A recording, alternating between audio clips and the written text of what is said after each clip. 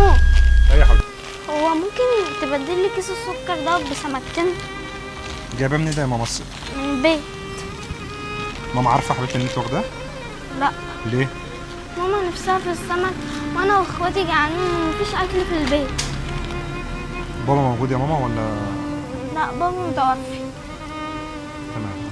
طب هات سيبولي انا كده. حاضر. تعالى بصي كده هنا. هتاخدي ايه؟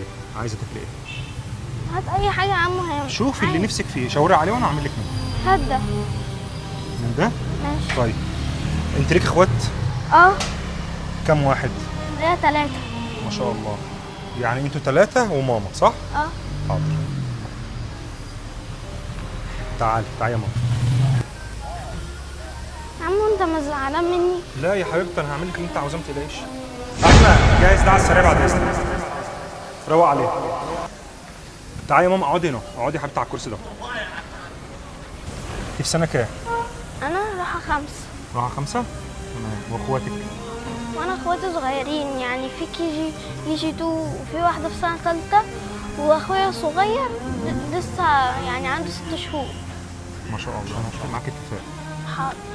بس وعد انك تنفذيه. حاضر. توعديني الاول. وعد. ما عدتيش تاخدي حاجه من البيت خالص بدون علم ماما. ما نفسها فيه ولو طب كنت بس خدته اسمعيني هتزعل. اسمعيني، بدون علم ماما ده حرام. تمام؟ ما ينفعش.